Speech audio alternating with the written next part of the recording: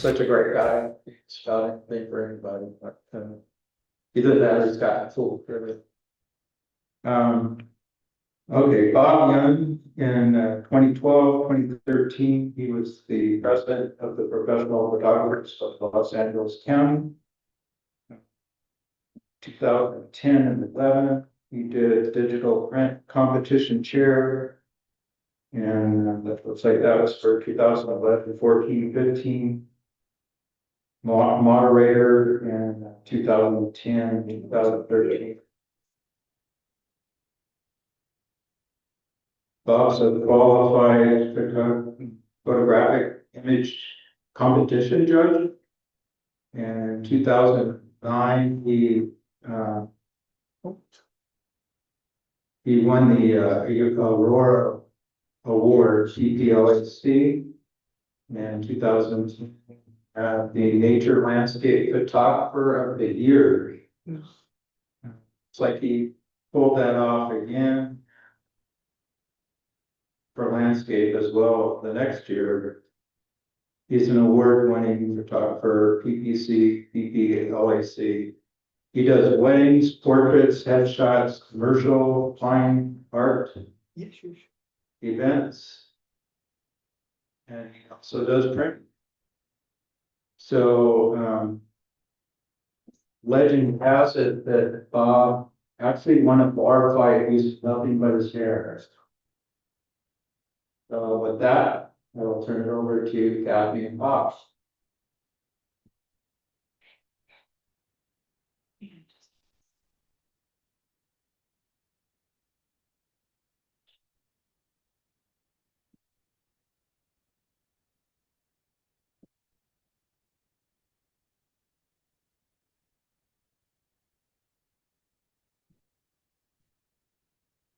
Now you should be able to close.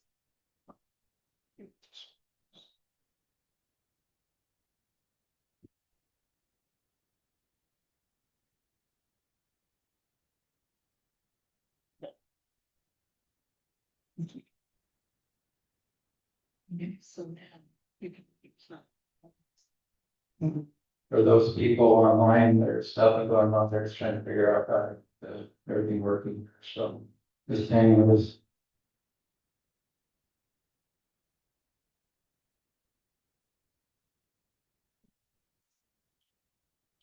Screen. Yes. Settings. Just click on this.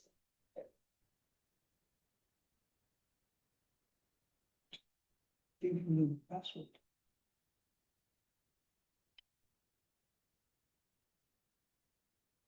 Maybe. This is mail. You can get me back. This is. That's the end screen. Okay. Oh, so this is the screen. Yeah. Yeah. So just open. Yes.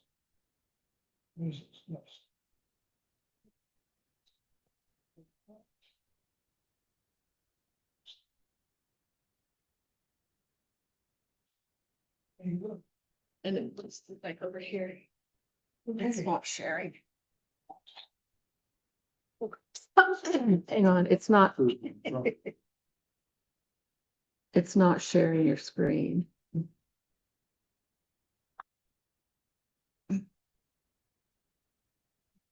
Does Andrew know?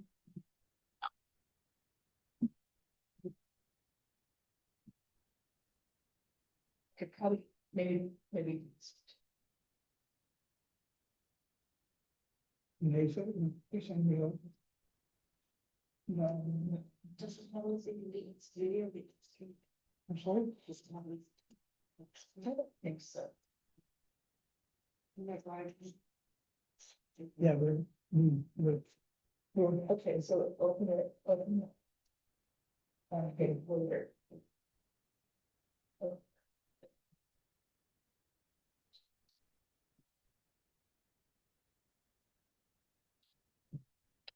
Yeah.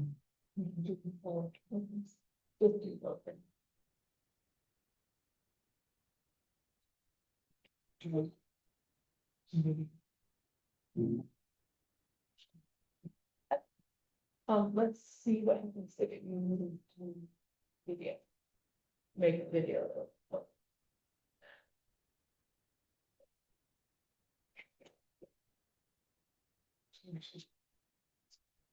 But probably now is share.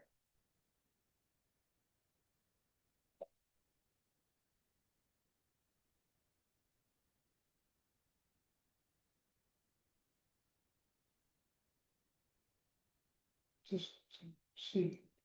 Now right here.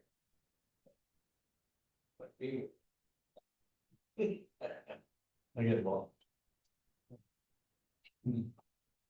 I think it's sharing now, Kathy. It is, Okay, and now here. so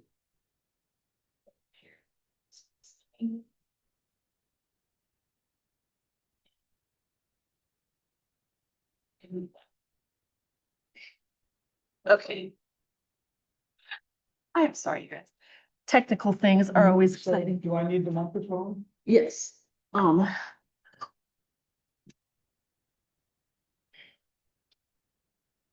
Why not? Yes. That. Oh, that's. Hopefully, everybody can hear me, and thank you, Kathy, for helping me to sort this out. I think Tom and Andrew, they go over me, and especially the one. I appreciate that. Bit of a background on me. Hopefully everybody can hear me, but it was really busy. Now they will. Okay, terrific. My background is I joined show business in 1962. And I was so enamored with the people that I was working with in the shows that somebody was a photographer in the show, and I thought, hey, this is great. I should buy myself a camera. So I did. 1964, I bought my first camera. It was a Praktica. And it was the worst camera in the world.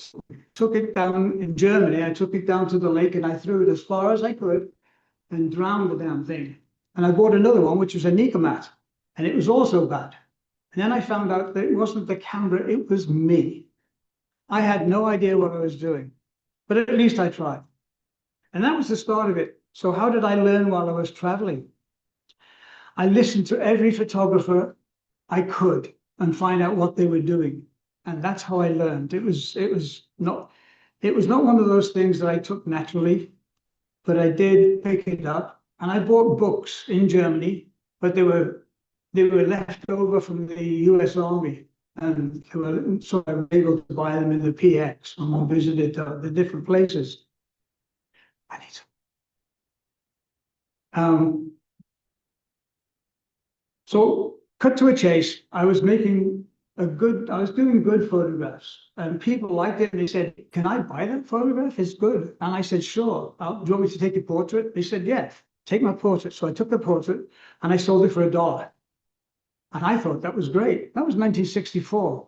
So $1 went a long way in those days. Then I got serious, and the manager turned around to me, and I know this is boring, but I have to let you know where I came from. The manager said to me, you've got a camera, can you take a photograph of all the installation of where the spotlights go and all the hangings go and cranes go? And I said, sure. I said, what are you going to pay me? And he said, do you want a job or do you want to be fired? So I think he was telling me that he's not going to pay me, but he did agree to pay my equipment. And that's how I got started, basically. So my life continued on, and I'm going to fast forward. I was doing all the publicity for all the different shows later on in the late 70s. I was working in all the different shows, and I was finding that I was making more money doing photography than I was performing, which was great. And then we ended up, my partner, I was a comedian at the time, the two of us, and they said they're putting a show together in Las Vegas, and it's going to be on ice, and it's 1976. Can you do the show? Because they wanted vaudevillians. And I said, sure, we'll do it. And my partner said, nah, we don't want to do it. We've got a circus job to do. So we actually did the circus job and came in later. But we did do Las Vegas, and it was very, very successful. And that was called the Ice Capades. And I'm sure a lot of you know the Ice Capades, or even went to an Ice Capades, but that's what we did. And it was fun. 1981, I got the bug in my head that I'd done shows for 21 years and I was kind of tired. I said, you know what, there's got to be something more to life than touring around the world and living out of a trailer. And so I settled down, only because I got divorced, which was, I'm very thankful that I got divorced, because now I've been married for 36 years and I'm as happy as can a big in whatever. I'm stuck for words all of a sudden. When I got divorced, I quit, and I was doing the programs for Metromedia as a sideline. And when I quit, the Metromedia came to me and said, "What are you going to do now?" And I said, "Well, I'd like to be a photographer." And they said, "Let me see what you can do." So I showed them what I could do, and they said, "Hey, we're going to hire you as a photographer. You're pretty good." And I gained a lot of experience.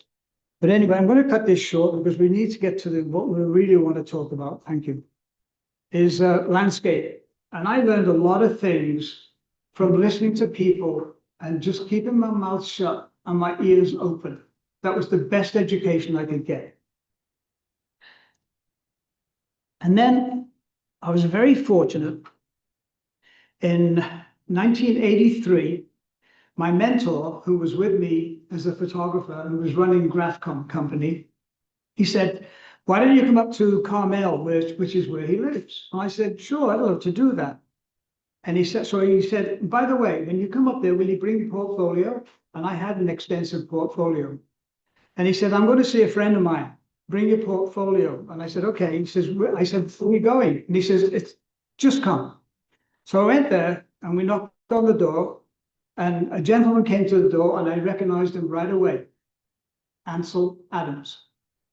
And I went, "Oh, this is some kind of a joke." So we went in, we had tea with his wife, and he played the piano for us, which was great. And then he said, did you bring a portfolio?" And I said, "Yes." He said, "Can I see it?" And I said, "Yeah." Okay. And I showed him one of the prints. And I still got the portfolio, by the way. It's in the studio. And he saw one of the prints and he said, "Why did you take this?" And I went, "Oh crap. Why did I take it?" And I said, "Because I like it." And he said, "That's the right answer." And he didn't criticize me. He didn't say how bad the print was or how good it was. He just said, "That's the right answer." And that stuck with me for the rest of my life. And through meeting him, I met a lot. I met Edward Weston, Saxon, I met him too. And we had a good time. But I developed, and I'm going to run the slideshow. I never shot 35mm until I retired.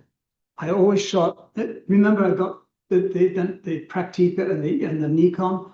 I got rid of those and I got a 2¼ square camera. But I'm going to, okay, right, okay. Oh, you're going to do that to me, are you? All right, then we'll run it this way then.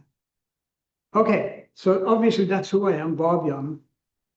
And this is what I looked like when I first started out. And that's a Linhof camera. I did this shot. The person that took the photograph of this was June, and that's my wife sitting over there. She took this photograph, and you'll see a bigger one of it. I've been back to this place many, many times, and I cannot find that tree. It's no longer there, or it's buried completely. But that's my first, that was that was the camera that I was using when I was shooting Metromedia. And that's a Linhof 4x5 Technica 4. And it was the greatest camera. And unfortunately, I sold it because I'm a techno geek now. So moving on, how do you add, I want to talk about images and how do you make your photograph look extra special? Because when you take a photograph, and Ansel Adams did this, and you all know the story, he would make a contact print. So there's nothing he can do there, okay? But what he did was he dodged and burned with his hands and with a little instrument, which I'll show you very shortly. So how do you do it that's non-destructive? Because today we're doing digital, and the more you do to the image, the more you're going to destroy it. So there are many ways that I have tried And I tried all the different programs. I tried Aurora, I tried Topaz, I tried Luminar, you name it, I've done it. And to me, it just destroys the image. And I hate to say that because probably all of you are still using those programs. But if you can go back to the way that you used to do it, if you ever did do darkroom work, you'll get more out of your image, which I'll show you. My preferred way now is they call it, it's a new layer, 50% gray, and you add soft light. It's a non-destructive way because you're not doing anything to the actual image at all. You're doing it on a layer. And at the end of the season, at the end of the evening, I'll even demonstrate it for you so you have a better idea on how it's done. So the tools that we used in those days were this. And I'm seeing people nodding heads. So obviously you did that. How many in the room? How many people have printed their own photographs? Oh, we got a photo. So you know exactly what I'm talking about. And you did that, or you used your hands. Okay, these are not my hands. I borrowed them from the web. And you would hold back the photograph. And this is a straight print. I borrowed this from somebody. This is a straight print. There is no burning or dodging. That's a straight print. And then what I used to do, and I learned this from a photographer, is I used to do a photograph, make a photograph, and I put all kinds of corrections all over it, what I was going to do. Because once I'm in a darkroom, I'm never going to remember. And so that's what I would do. And that's the finished print. That's not a bad print. If that were my print, I'd go even further, of which you'll see. So fine art, we're talking about fine art tonight because I do sell a lot of my prints. A lot of my landscapes I sell. Unfortunately, it's not the biggest money maker in my industry. Weddings used to be it. I used to do something like 100, 120 weddings a year. And it was a nightmare. I hated it. At least I hate it now because everybody wants like 5,000 photographs. And I was shooting Hasselblad at the time and Rolleiflexes, and there's only 12 images on a roll of film. And so you've all been to the Disney Hall, and this is a straight image from the Disney Hall. But if you adopt the way from the old days of dodging and burning, the way you used to do it, but not start to do it technically, this is the kind of image you'll get today. And for those that you can see here, and I'll go back and you can see it, but see these columns right here and all of these? I'll go back to the image. You cannot see it in the actual image. So the way I do it, and like I said, I will demonstrate it later on in the evening. To me, it's the old-fashioned way. But except that we can get much more from what we've got in front of us. This is a great shot. This has been sold many times, but this is the raw photograph. You'll notice there are shadows, there's texture, but you cannot see it. And you can do it globally in the new softwares today. There's a lot, forget the name of it. Oh, Luminar just came out. And they say, Luminar, the latest Luminar came out, and they say you can do all of that in Luminar, and I don't believe you can. But there's the finished image, and you'll notice that, and it's very subtle. If you see the texture in that flower, it's not washed out, and that's all with the dodging and burning with the layer as a 50% gray. I just threw this in. Look at this photograph. I went down Route 66, obviously, and I just saw this one, and it was all barrack. They had all these stanchions around. You couldn't get anywhere near. I just had to take this photograph, and I decided, you know what? It'll make a nice black and white shot. The same principle. Throne of Pinnacles, row of hands. Has anybody been to Throne of Pinnacles? Yes, you've all been there. And this is the shot that you see as soon as you drive in, correct? And you all go over there and you see what's written down there, and you look there and you go, oh yeah, this is a great shot and nice clouds, but it's not my photograph. My photograph is that. And that's what I'm talking about now, is toning it down. And the sky is exactly the same. Moving on, there's another shot here. Typical day, you get there at 12 o'clock in the afternoon and you go, this is horrible, but you take it anyway. I know what I'm going to do with the finished image. And there's my finished image. That one sold quite a few times. The other thing I like about is the capability that we can take objects out and put new objects in. The foreground in this image is in perfect focus, absolutely perfect focus. But the mountains or the hills at the back, the pinnacles at the back are out of focus, plus I don't like them. So I moved the camera and I got the other shot that I really like. I like the two as opposed to the one.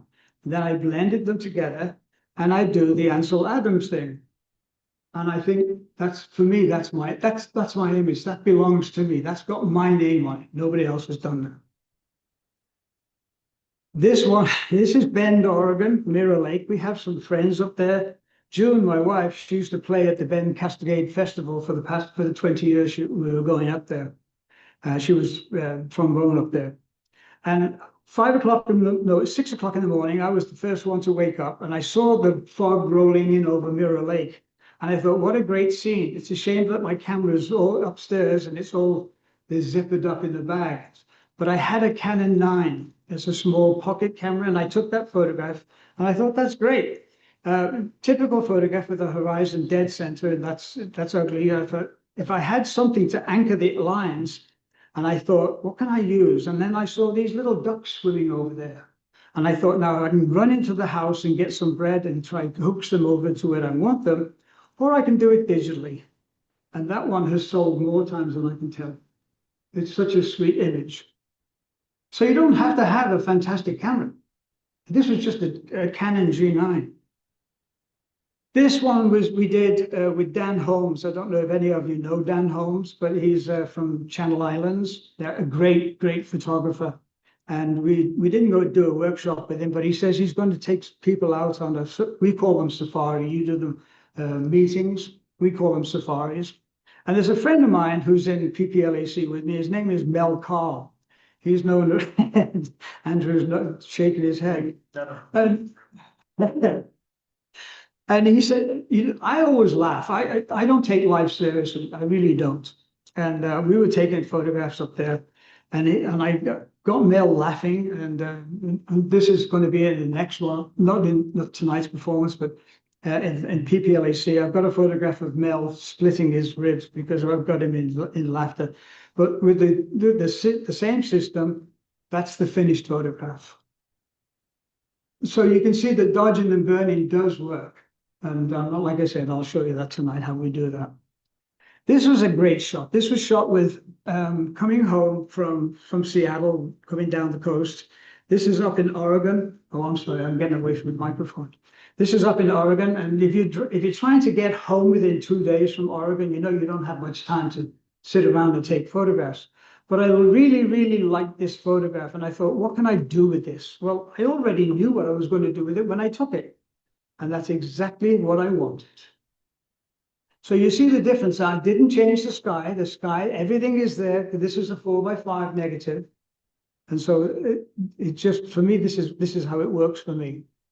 This is Morro Bay. This is the harbor in Morro Bay. My wife and I we were sleeping overnight, and we got up at 5 o'clock in the morning. I said, let's go down before we can get a coffee. She said, no, we get the coffee first and then we go down. And so I thought, well, that's a nice image. The fog is rolling in. It's nice, but we've got to do some work on this. And there it is. And that's all dodging and burning. Nothing that the computer does. Everything that I do in this is all done by me. It's not done by a computer or generated. It's all done the way I work with it. When I saw this, this was up in Washington. I loved this little photograph, and I thought, well, that's great. And I didn't have my tilt shift lens with me. And so the building is kind of leaning. So I thought, well, I'll take care of it in post. And so I turned it into a black and white, and I corrected the perspective. Once again, that works for me. Maybe not for you, but it works for me. We've all been there. This was my last trip. I swore I'd never go back again unless it was winter time. And we froze our rear ends off here at this place. But when I saw this, it's a typical shot. Everybody has it. It's called the iconic shot, and it's done from the parking lot. So I had to make my photograph out of it. And that's all dodging and burning, so there's nothing blown out whatsoever. This is still the same time, dead of winter, nobody there. And you understand why when it's below freezing. But we just loved it. And I always tell my photographs, most of my photographs are black and white. Washington.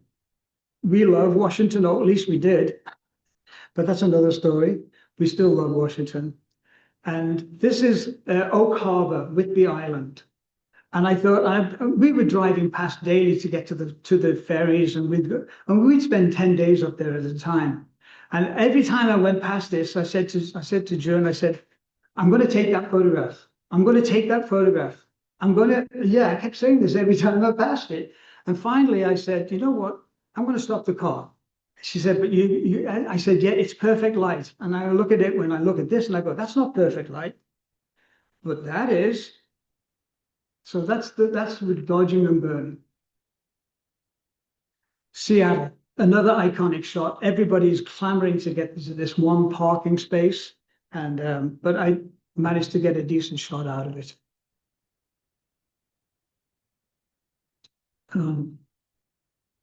I better slow down, otherwise I'll run out of images.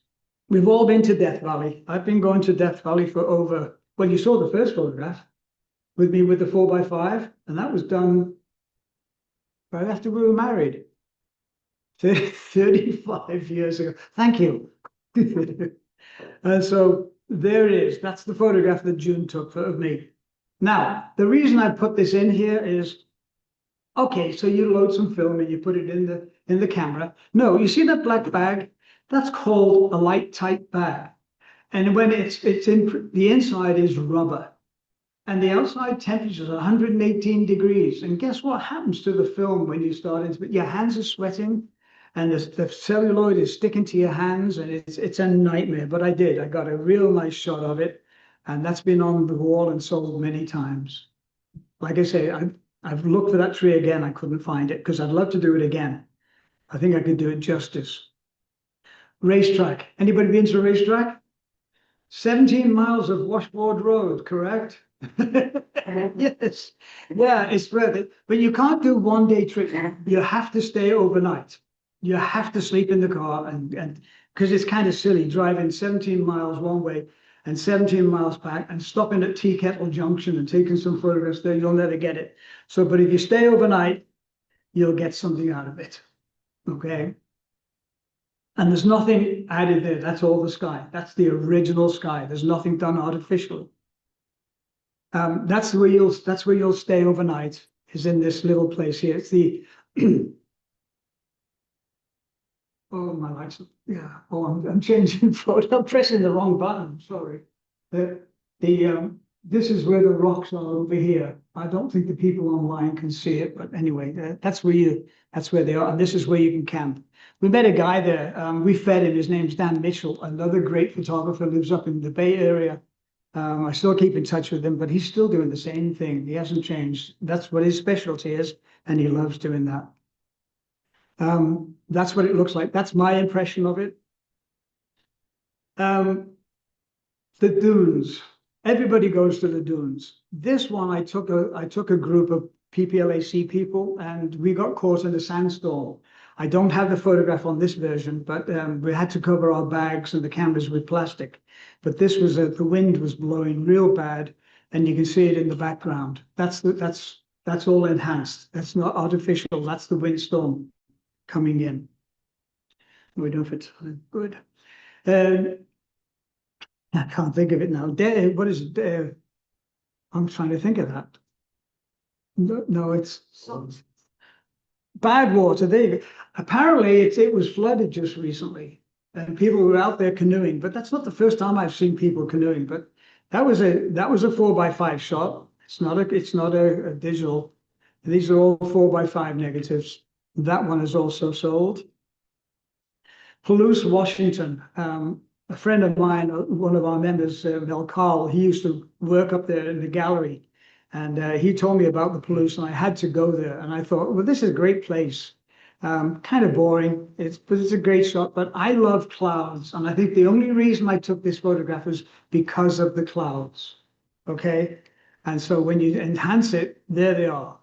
And I also do a lot of burning down in the fields, of which you'll see more in a second. But I really like that red barn, and the line leads to the red barn. I wanted the eye to go to the barn and not the stacks, and I think I've accomplished that. So that's a typical day up in Washington, Palouse. And I thought, well, I love the clouds. I hate the foreground, but I love the clouds. What can I do with it? So I slept on it and got drunk that night. And the next day I woke up with this. And so all I did was I added the water. Okay. Great. Yeah. And this one, once again, I love these fields. And I thought, well, I can really work with this if I can I'll get this back home and I'll put it on the computer and we'll get a masterpiece out of it, or at least I think it is. Also, you recognize that that's not my lightning storm, right? Yeah, the Palouse, that's how you have to shoot up there if you have a van, because it's pouring down with rain. That was the shot I was going, the one I was taking the photograph from the van, that's the shot I shot. And it is pouring down with rain. But what attracted me to this are those lines. I really like those tractor lines. And so I did some work on it, and that's what I got out of it. And I appreciate that. This was a panorama of the same thing, but that's straight panorama. That's no dodging and burning. That's just a straight panorama. I think it's a 3-shot. And then I do the dodging and burning, and that's where I go with it. And like Ansel Adams, I don't need to see detail in the blacks. I really don't need to see that. I know it's a shadow. I don't need to open the shadows up. They were meant to be there. And like Ansel Adams, if you look at his skies are jet black. And I appreciate that. I learned a lot from listening to him. Salton Sea. Anybody been to the Salton Sea? One of the smelliest places on earth, correct? I actually like Salton Sea. I went there by myself. And when I was with PPLAC, Professional Photographers of Los Angeles County, and I went there by myself and I thought, what a wonderful place. I think I'll get a group together and we'll go there. So I took a group and we went there to the marshlands. And I don't know whether you've ever seen the marshlands, but they are there. And I thought, this is great. And everybody went, Bob, what are you doing? This is horrible. And I went, really? I don't think so. I think that's gorgeous. I really like that. Same place, just from the other side of the road. That's a straight shot. There's nothing done up to it whatsoever. And you'll notice it's very flat. I do a lot of flat stuff. That way I can add it in later on. And so there's the finished shot with all the dodging and burning. Oh, it's on that computer too. This I saw at it's the end of Old Salton Sea. It's the southern end of Salton Sea. It's a bird sanctuary. I don't know if you've been to the bird sanctuary, but this is the bird sanctuary, and you can tell by all the heron nests up there. And I thought, this is great. Once I get this back at home and I start working the way I do with the 50% gray screen, I can get something magic out of it. And I love the depth. And like I said, I don't care if it's black. If it's black, it's supposed to be black. If it's white, it's supposed to be white. But my highlights, I do like seeing information in the highlights. I really don't care about the shadows. So there's a shot. There's a guy named Joel Grimes. I don't know if you've ever heard of him, but he's a brilliant photographer. He started out, he's originally from Phoenix, and now he's in Los Angeles. And Joel is an incredible photographer. And he took a photograph of a girl right where my right elbow is. A girl was standing on that post in an incredible pose in a leotard. And I thought, I've got to do something like this. I've got to do something like this, but I couldn't get the model, so I'm the model. But this is what it looks like with the colors corrected. And then that's what this version is without me in it. And the water's there. The water is completely gone, by the way. The water is beyond that back wall, way beyond that back wall, according to the photographs that I saw just recently. But I thought, what can I do with this? Well, we'll put it through my system again. Now, the reason I did this is to show you that I boost the colors, because when I turn it into black and white, that blue is going to go real dark. Okay, and I'm sure that with your knowledge that you understand what I'm talking about. And there it is. That's the same image. Okay, the same sky, it's just enhanced. That's the back wall. And the water is now 50, maybe 100 feet away from the back wall. But there it is. There's my impression of it. And I like the sky going black like that. And I do that by darkening the blues. This is the marina. I don't know if you've ever seen the marina. When I was there, it was closed up. It was in dire array of renovation, and it was all boarded up, but I found a place where I could sneak through, and I took this photograph. And what I liked about it was the herons that were on the posts. So this is what I did, the sunset. That's the same photograph, just enhancing it. And then I turned it into black and white. I really like that black and white. I'm coming to the end, guys. I haven't even. These are the trees that were in the middle of the lake. They were growing there after the lake was swamped, and then it dried up. And I thought, well, what can I do with this? I've got to be able to do something with this because all the information's there. So that's what I did with it. And I'm going to go back because keep your eye on the arch in the center, and because you'll go, wait a minute, that doesn't look like the same trees. See the arch in the center? It's right. I'll point. I've got the laser. So the arch is right. Where is it? I've lost it. It's there. Where is it? Oh, hang on a second. This is okay. It's right there. That arch is right there. It's hard to see when you see it with the water because your eyes starts to play tricks with you. So that was it. This is a simple little app you can get. It's called Flood. It's done by an English company, and I haven't seen much of them lately. This one, I really like this one. I turned it into black and white. I love the darkening of the sky because I wanted to go black. And that to me is very Adams. And that's why I really like this one. I shoot backgrounds. I shoot clouds. I shoot backgrounds. Thank goodness for the iPhone. I love the iPhone because I don't have to go and get my big camera out. So backgrounds, I will shoot a lot of them. And this is at Salton Sea. And why do I shoot backgrounds? Because I can sell it to somebody. And this girl was 14. She was an incredible dancer. She did a whole series with me. I actually fell in love with this little girl. This girl can dance. And if I say, when you jump, a typical ballet dancer will jump with the head in the air, with the chin up. And I said, do me a favor, put your chin down. She said, no, that's not natural. I said, do it, please. And I got some good, incredible dance shots with this girl. Because this is landscape, I didn't put them in there. Skies. I love skies. Everybody shooting skies with their iPhones? I will, if I'm doing 70 miles or 80 miles down the road, I'll stop for sunset or clouds. I don't, my wife just says I don't stop. I'll stick my hand out the window. I'll put my hand out the window and hold the camera. And so I make a reflection out of it, but I know I can use it with something. And this back wave wasn't there. Yeah. I have to tell you, I did cheat on this. This is south of, it's the national park, the Oro State Park or something like that. And it's just south of Morro Bay. But that back wave was not there. It was in another shot. And I really liked it. So I turned it into black and white. And that really does a lot for me.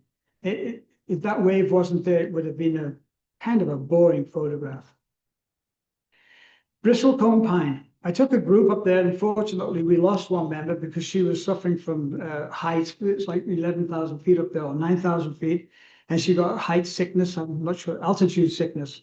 So she had to turn around and go back. But there's a tree, the upright tree in the background really bothered me. I liked the foreground because somebody had shot a cannonball through it. But I really liked that tree, but I didn't like the one that was in the background. So with some careful manipulation, I got rid of it.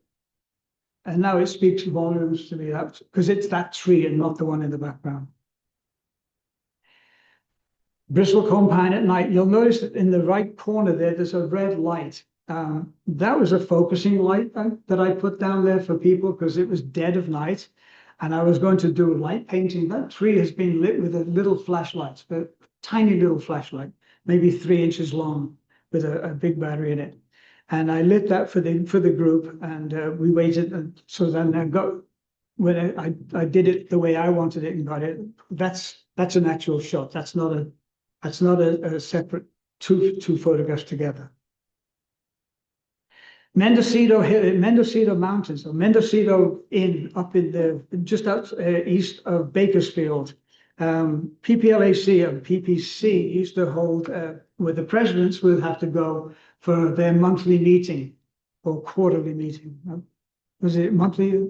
It's quarterly meeting. And I woke up very early one morning. Nobody else was around, and the fog was over the lake. And I thought, what a great shot! I really, really like that shot. And it's a panoramic, and so that's what I did for it. See the footprints in the sand? Those footprints are frozen solid. Just to show you how cold it was. I thought, if I walk over there, I'm going to get rid of all of those footprints. I don't want to get rid of the footprints. And I started walking across it, and I went, wait, they're frozen solid. And so I took that photograph, and that worked well for me. We're coming to the end. 395. I hate freeways. I can't stand freeways. There's nothing but trucks and no stops, nothing, boring. So my wife and I said, you know what, we're going up to Seattle. Let's take the 395. So we went the whole length of 395. I just passed Susanville. This is Lake Abbott. Just past Lake Abbott. I was doing about 80 miles an hour on the open road, and this red rock it jumped out at me. And I came to a screeching halt, and I got into trouble because she said, how dare you stop that fast? I'm now wearing half my food. And I said, why are you stopping? Why are you stopping? And I said, I saw something that catches my eye. And I said, okay. So we backed up, and I stood there, and I thought, what can I do with this? Well, I did that, and it turned out really well. You'll notice that I sign all my photographs. That's my signature. That's my actual signature. I know you can buy a signature. Somebody will do your signature to sign it. But I sign checks. And if I was to use that signature from somebody who created this beautiful sign, and I tried to do it on a check, it wouldn't work out. So that is my actual signature. If you don't have a Wacom tablet, it's kind of hard to do. If you're going to try and do it with a mouse, it's like trying to sign your name with a house brick. It just doesn't work. And so I'll explain. Does everybody here have a Wacom tablet, or a lot of people? We've got one. Oh, you're going to start using it. We have somebody who has the guts to say, I've got one, but I don't use it. No, use it, because that's actually how I sign my checks also. And on the back of my limited edition prints, which are here on the stage here, you'll turn them over and you'll actually see the authenticity, the certificate you have to have with a limited edition print, and it has my signature. It doesn't have a generated signature. It has my signature that I signed. So that's what you have to do. The only reason I took this one, which is kind of boring, like me, is because of the clouds. I really like those clouds. And so that's what you would do with it. Joshua Tree. I walked through some, what did they call them, cholos? I walked through the cholo farm or the cholo field, and I regret it after that while, because we were camped out over there. And I had all these, I tried to pick it off. You cannot pick a cholo off your sneakers. It's absolutely impossible. And if you try to stand on it, it sticks to that foot too. So you've got cholos all over you. But this tree fascinated me because I never knew how a tree could still live in that position. So we made sure that we got a photograph of that. This is Wagon Wheel. It's not too far from, it's between Randsburg and Trona. It's called Wagon Wheel. It's on the road to Trona. And I've taken a group of photographers there, and I don't have any photographs of this, but this is it. I had to stop here because of the sky. That is the sky. And I made it into a black and white. I took another friend of mine, his name was Rusty Nelson. This guy he's a photographer now. He was working in the motion picture, but he was also a pilot, a spy plane pilot. And he was flying way, way above the atmosphere, and he had a helmet on, and he decided to blow a bubble from chewing gum. And they were recording him, and when he got back to the airbase, they said, what were you thinking? So, but he turned out to be a great photographer, and we used to go out, he's no longer with us, he's in Florida now. And we used to go out to these big places like these, and we would light paint them. And light painting is a great art. When we did this, I was taking the photographs for the front side, and Rusty was lighting it, and I said, I'll light the back half. And then he said, why don't you take a red light and put it in the cave? I hate that red light. I can't stand it, but I left it in anyway. And that's a natural sunset, moonscape. The reason I put this one in, this is, I believe it's up in Oregon, I think it is. The reason I took this is I like the bridge, and I thought this would be a great example of showing you what lighting a shadow area is about.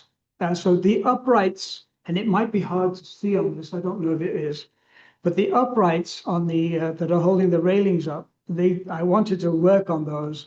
And so I did work on them, and I highlighted every one of them with the Wacom tablets and the 60 and the 50% gray. And so that was an image that I really, really liked as an educational piece. This is the piece of machinery that's outside the museum in Randsburg.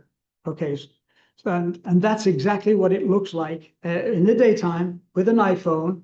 And I thought, and I did this after I did the light painting. I did the light painting first, and I thought, I'm going to take a photograph of that just as I can use it as a demonstration. So that's what we do with the light painting. And you can turn it, that's how you can turn your images into art. This is my last one. This is going to be over very shortly. In fact, it is over. How are we doing, Kathy? We doing okay? Okay, so this is the water tower. It's on the road from Randsburg to Ridgecrest. It's in the distance. And Tom, I know you like trains. You've got to get down here and take this. And I took one guy. We had a drink, and I said to the people that we were staying with, our very dear friends that live in the ghost town, I said, could we take your buggies and go down to the train? He said, sure, let's go. So he said, what do you want to do? And I said, well, I'm going to light paint that tower. And he said, you are? With what? I said, with a little flashlight that fits in your top pocket. And that's how it turns out. And that's all done with one little flashlight. And you'll notice underneath the carriages is all lit. Between the carriages is lit. Each and every one of those posts is lit, all separately. The ground is lit. And if you look very closely in the bottom right corner, you'll see the road with the cars and the lights. But that's what light painting does. If anyone's ever going to do a workshop on light painting, take it, because it's a great experience. I know a lot of people do flowers, and they'll light paint flowers, and they'll light paint antiques. But if you want to get really super crazy, go do something as large as this and light paint it. So that's it. I appreciate it. If you have any questions, I will gladly answer you. I know it's going to be hard for the people that are on the list. Somebody has a question? Yeah, somebody does. Oh, if anybody has any questions, what we're going to do now is we're going to set the computer up so I can show you some photographs on how to actually do the highlights and the shadows. If you're interested, if you're not, oh, we've got some hands and nods, so that's exactly what we're going to do. So that's it. Thank you. I appreciate it. Sorry it's so short. Oh no, it's not bad. That's not bad. 40 minutes. We're going to reset the computer. So Kathy, if you can help me do this, I'd appreciate it. I'm going to quit Keynote, which takes me back. So this I need to keep here. Oh no, I don't need that. Am I still on? Are they still able to? Yes. Okay, good. Okay, well, I've only got 4 images here, so it'll be over very, very quickly. Okay, we'll start with this one because unfortunately, the people that are on the Zoom meeting, I actually brought printed photographs, and photographs look great. Thank you, Kelly. Photographs look great on a screen. They actually do. But when you actually hold it in your hand, the print, it means so much more, especially for me. I'm tired of looking at people's photographs on iPhones. Go print the damn thing and bring it to me, then I can take a look at it. But I'm guilty of that too. I also do that. So anyway, this is the print. This is the straight print, a straight photograph of the Disney Hall. And I turned it into black and white, and that's the one that's over there. Oh, I'm missing something. Oh, that's okay. But you can see where I've lit it. Why do we use 60% gray? Because I want to see if I have multiple layers of a 60% gray and I'm not doing much work to it, you can't see it. You can't tell which one it is. So when you do the 60% gray, you'll see it. This is very difficult to see, but you'll see it in the other images, hopefully. But that's the painting. If I put a layer behind this, no, maybe not. No, let's move on because I know there's other samples of it. Let's get rid of that one. Don't save that one. This bridge. This is the one that you saw. This is the same bridge as the one with the ducks in it, but this is a different year. And I turned it into black and white. Not black and white. I increased the contrast, the colors, and then I did my 50%. Oh no, that's the signature. But this is that's the gray screen. That's the 60% gray. And if I will, you know what, I'm going to destroy this. I'm going to show you what happens. If I take a brush and I change my colors to black and white, and then we'll go black, and I start to paint on this one right here. Select that. Oh, select this one. Okay. And then I start to paint, and you'll see the paint is building up, and I can build up and build up and build up and make it darker. I mean, I just damaged the print. You can see that the tones there. So if let's undo all that. Oh, I can't do it. That's not going to let me. Oh, yes, it does let me do that. Okay. So let's take this, for example. Let's highlight something here. Let's take a dark tree. And we'll take this dark tree and I'll just paint in white. And you can see it getting lighter and lighter and lighter.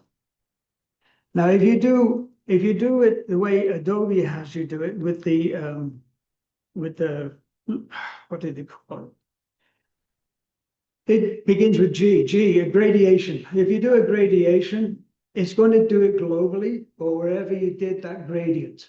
So if I was to do a gradient on this, it would go and I would go as far and it would be a blob, but it wouldn't be in the place that I wanted it.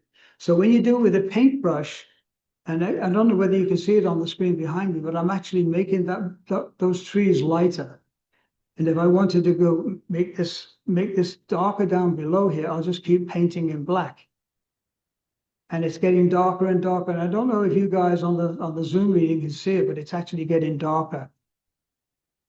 You see the ones that I just did? So that's the principle, that's how it works. Why do I use a Wacom tablet? This is very important because I was talking about signatures. Let's do this real quick because there's got to be a reason why I do this. Let's go here. Where's my brushes? Oh, layers, where are you? Brushes, B. Let's go to, I'm trying to get to brushes. There's brushes. Okay, we'll take a soft round. And okay, let's do this 100%. Yeah. So if I'm signing my name, I can sign my name. Oh, it's not real good, but it's close. And that's how my signature would be on the check. And the reason I do that is because if I'm going to sell a print and I have to sign the certificate or the back of the print, I can't use a digital one. All I've got is a ballpoint pen in my pocket. So it has to be an authentic signature. So that's the reason I don't use it. For that simple reason is that's the reason I don't do it.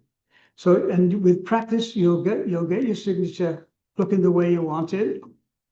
And eventually you'll get there. And you can get, and let's try it with a mouse. So there you go. I rest my case. So there it is. Let's close that. Don't save that. I've only got 2 more samples, so it's going to be an early night for you guys, unfortunately. This one I've sold a lot. I've sold this one a lot. And they can see my screen correct with all the layers. Good. So there's the original shot. This is shot in the studio. And then I'm starting to add the black and white. That's the black and white layer that I translated. And now I'm going to, I don't even know because I can't even see it. What have I done here? Oh, I see what it is. There's a little piece up here that really bothers me. See that little piece right there? That really bothers me, so I took it out. And I will do the damnedest thing to get a print perfect. Could not use the brush, why not? And here's this is what you need to see, I believe. It's in the stems. See the stems and the leaves, the accents in the leaves. That's how much I will do it. Okay, and I'm going to show you just that layer. So there it is, and that's done. So get yourself a Wacom tablet and have fun. Trust me, you will have fun. And then this is another layer that's on that is in the final thing, and then this is it when that's the finished shot. And that is glycerin. I do cheat. That's glycerin. That's not a water drop. It's glycerin. I learned that from somebody. I learned things from everybody. You can never learn enough. Okay, and then probably the last one. Oh, this is a good example. This is a fairly good. Does anybody have any questions while we're here? Anybody? No questions? What? You do?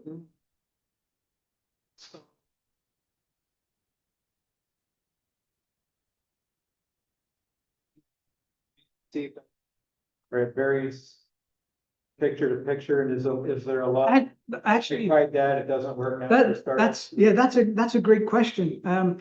Basically, I look at the image and I'll go, well, there's my shadows.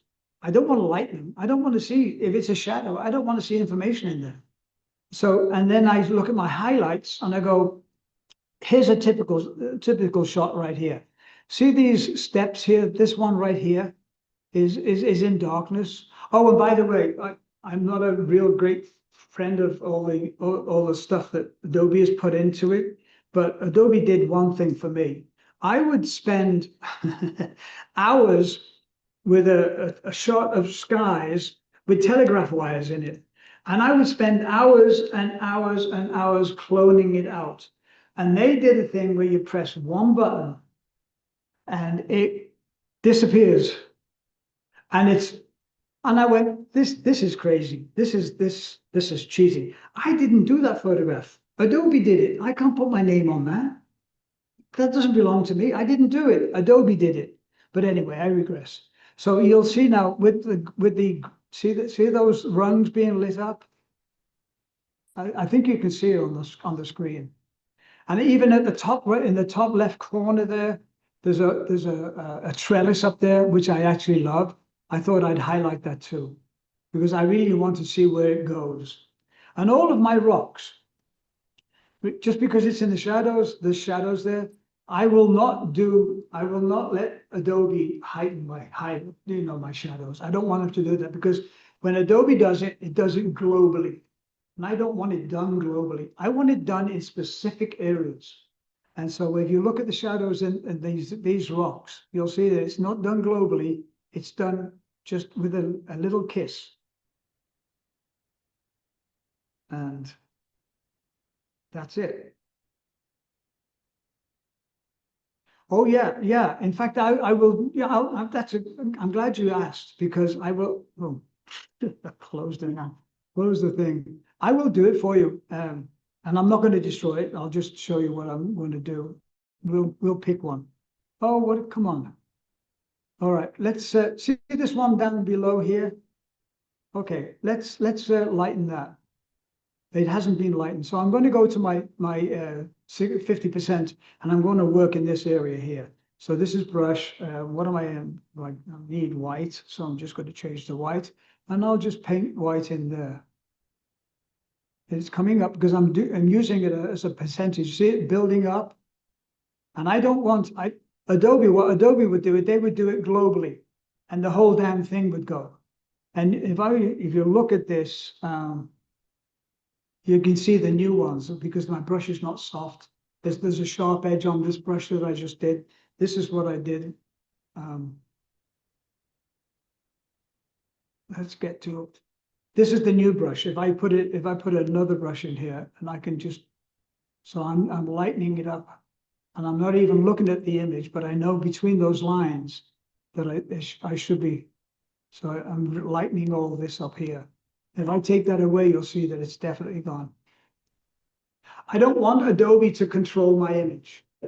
If you think of Ansel Adams, the way he did it, he didn't want his students even to do his work. He wanted to do it himself because he knew exactly what he wanted. And I stress that to you, all of you. Make this your image. Don't make it Adobe's image. Don't make it Topaz's image. Don't make it Luminar's. Make it your image. And that's the easiest way. And it's not a new system. I've been doing this. I don't know who invented this. I first started in '98 editing images. I got into big trouble because I was working for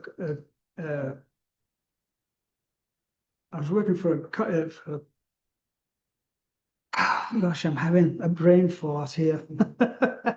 I was working for a commercial company, and I said, I'm not shooting film anymore. And they said, what are you going to do? I said, I'm going to do digital. They said, no, you're not. We don't want you anymore.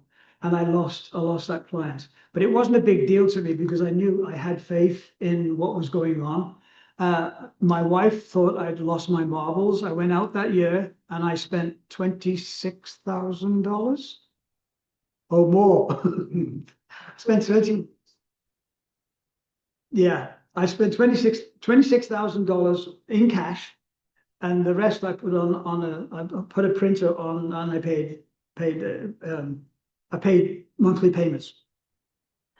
The first job I got was a big event, and I sold the prints online. In the arena, I sold them, and in two years I got all my money back. So I knew it was the greatest thing that I've ever done. And I've met lots of people that have done this, and they absolutely love it. If Ansel Adams were here today, I think he would adopt it. I really do. I don't think he would let the company take care of his prints. I think he'd do it exactly as I'm doing it. And so unless there's any questions, it's an early night for you guys, and I apologize. Oh, have you seen these photographs up here? You can come in to look at a photograph. The ones that are online, do you want to set up a camera? On the Zoom? Yeah. Do you want to redo that? I'll bring the photographs over there. Okay, let's do that.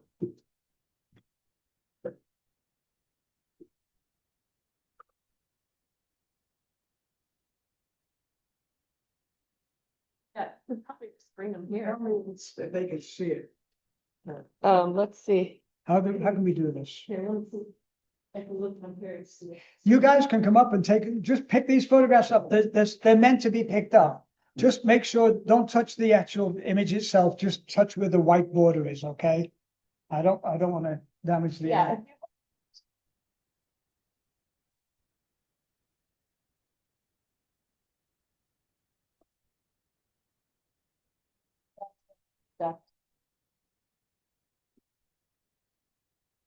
Let me see if I can talk. To the big line, this is, when you see a print, it's far different than looking at it digitally. And that's the only reason I do photography, is so that I can actually hold a print.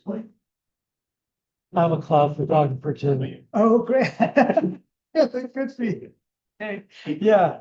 Yeah, he looks at me when I'm photographing clouds going, what do you see? Oh, I love clouds. Yeah, But you know why? Because God created. well. I hate buildings. I hate buildings because man created them. But Wow. and One of our members that's online also worked with Ansel Adams. Oh, great. Don? Actually, I didn't work with Ansel. I only met him. Oh, I didn't work with him. I'm not that good. well, he took, Oh, yes, yes. John Sexton also does workshops. John Sexton, Edward Weston did them. The Westons, they did them also. They were great people. But take a look at the photographs of them. There's, Yeah, we both met Ansel. I'm sorry? We both met Ansel. Oh, great. Good, good, yes. Yes, Yeah. at different times. That's okay. Yeah, the school on Wetmore, yeah, hired him to do a big seminar. I'm sorry? What the? San Diego City. It changes. There is no way, no two. Is something with the F stop on cable? Yes. Stop sharing your screen. Yes. I still use a regular light meter. I have the light meter inside and do. I use the regular light meter. So now you can see when you hold a picture up Good. here, Okay. you thank can see Kathy. what it looks Yeah, like. yeah, good. Let's take it.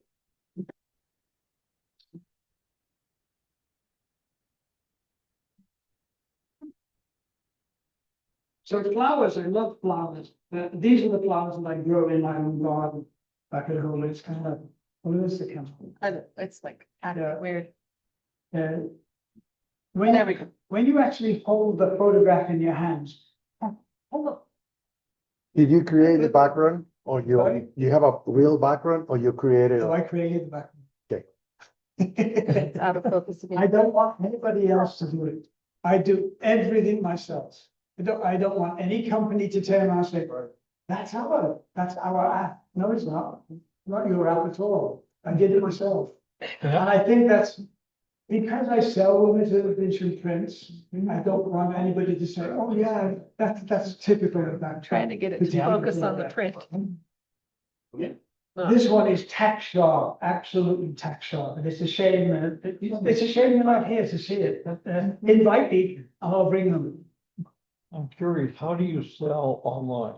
I don't sell them that. I don't.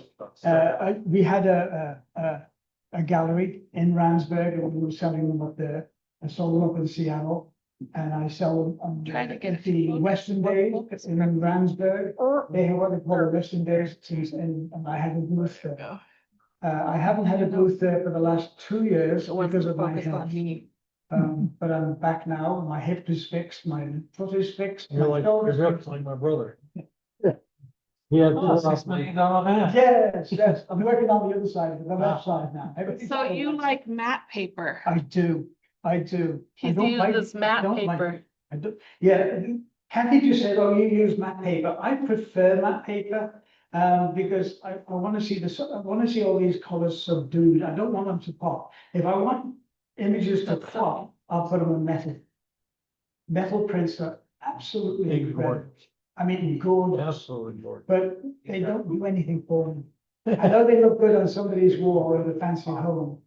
Come on, focus. But that one, I really, really like this. And if I'd have done that on a glossy paper, I wouldn't appreciate it like I do on a matte paper. Right. And, Why are you having so much issues focusing? There we go. and So- remember I said I sign all my prints, and just to prove it to you, because I don't have a digital print, Kathy's going to turn this over so that you can see it. That's what I would do. I would sign that. So that's the authentic certificate to say there is Good. a limited edition print. So if you did that on a metal, would that pop too much? Would that rock pop I too much? haven't done that in metal. I've done quite a few metals that Right. they do pop. They're stunning, to be honest with you, just Right. my taste. Yeah, see, it's what you like. It's your print, so it's You know, what if you you, have a modern Oh, house why it's not with all focusing? modern furniture, the metal prints are dynamite, right. absolute dynamite. And even glass prints. Hmm. Glass prints look wonderful. I'd hate to drop one. Hmm. If you drop it, it probably shatters. I had a person order 11 by 5, but It's like Yeah, that. I'm sorry. had a person order out of Okay, TVs. one of my photographs, 11 feet by 5. I have what, yes, the. Focus. See this one here, did you see that one? That is 395 photographs, all stitched together. That is 15 feet by 25 feet. The only way they could do it is do it in sections and they stick it together. And they put it in an exhibition for them. I don't know In- what in it's German. is. Oh, It's using they, AI they to said they focus on my mounted it, fingers, framed but it, not the sent me a picture. picture. They had a thin wood frame about this big going around the painting. I said, you guys just drew the painting. I said, because you need at least that wide of Right, to go around the Yes, painting. oh, yeah. It's that big. right. Yeah. There we go. Well, that's. This is actually in focus, And but then drop train too. you would I not think know they it. never-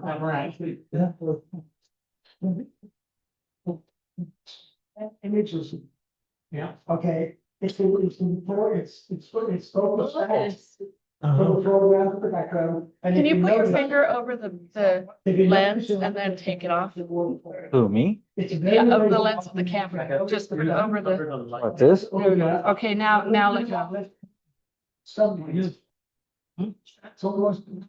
What, Do it again or what? what it's doing? Oh, there we go. No, okay. I try to get to make a focus, all right, and put them together. And sunset. It's 9 shots. Okay, let's. Oh, what the deal is. Well, yeah, in fact, this is done with the total on the. Uh-huh. That's done with my 70 to 200, at 120. Close. Yeah. It took me 2 hours to shoot it because it's a bit hot stuff. And anytime a group of musicians sat, so it's like a put it. It just doesn't want. And there's only one. Yeah, it's weird, it didn't wanna focus, huh? that didn't know what- Should I try putting my finger over it again or not? No, it's not gonna do it? My hand? Huh, My hand? that's kinda weird, huh? Should right away. My hand is in good focus, but not the print. And so. Yeah, it I'm is. sorry, you guys. I'm gonna go ahead and turn off the Zoom now. Thank you guys for being here. Thank you so much, Don.